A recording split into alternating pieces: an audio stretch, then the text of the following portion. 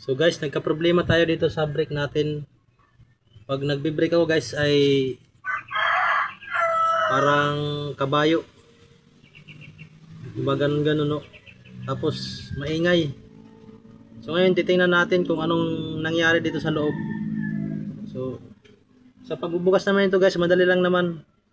Ayan, mayroon 4 na tornilyo dito sa gulong. Ngayon, ang may papakita ko lang sa inyo bago nyo ito buksan ay mayroon dito 2 screw. Ayan. 2 screw. So tatanggalin lang natin.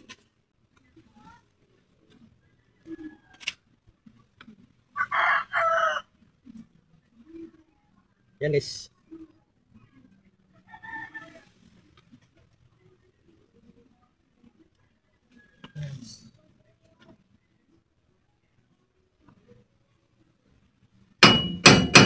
So dito mga sir, kahit tatanggal na yung screw ay hindi pa rin yan matatanggal.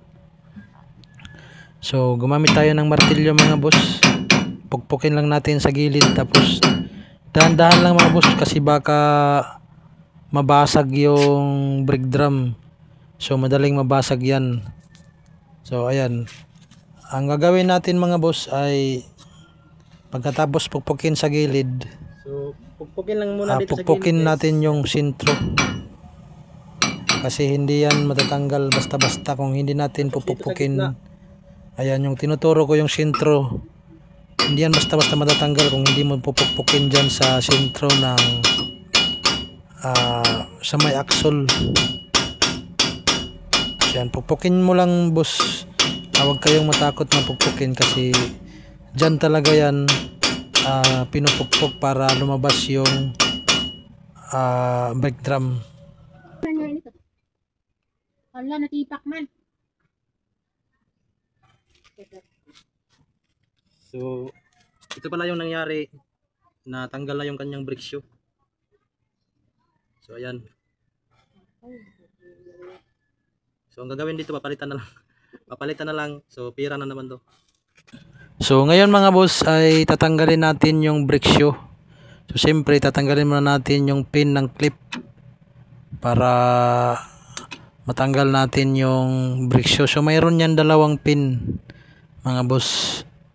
So itabi lang natin yung mga pin para hindi mawala, para pag balik natin ay hindi na tayo maghanap-hanap. So tandaan nyo mga boss yung posisyon ng mga spring para hindi kayo malito. Ayan.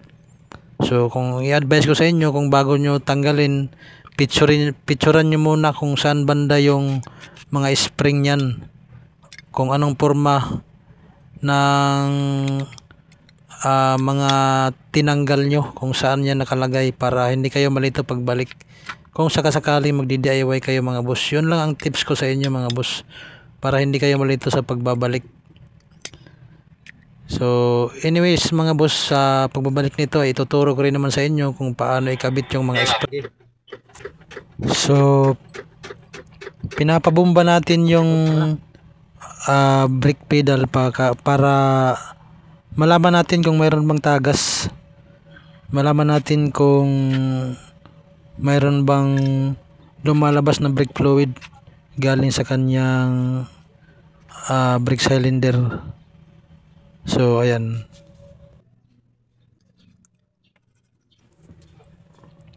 So ayan, lilinisan muna natin para maganda naman yung takbo ng atin, bao-bao, malinis. So dito nga pala mga boss, sa pag-check ko, yung rubber cap ng brake cylinder ay nasira na. So nabutas.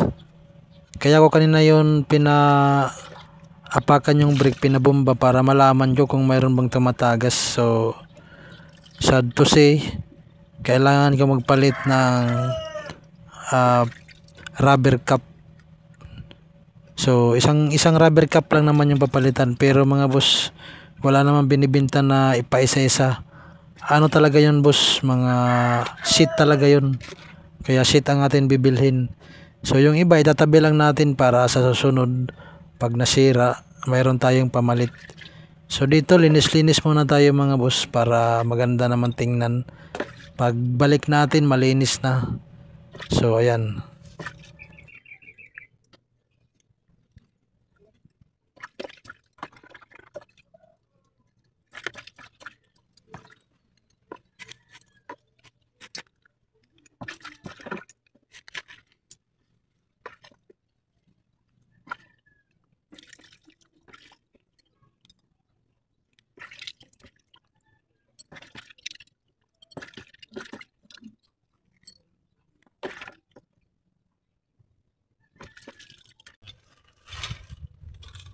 So, ito na guys, nakabili na tayo ng rubber cup.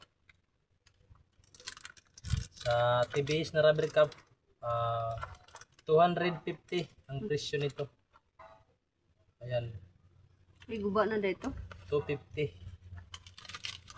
Tapos, ito naman guys, yung brake shoe. Pang Bajaj RA.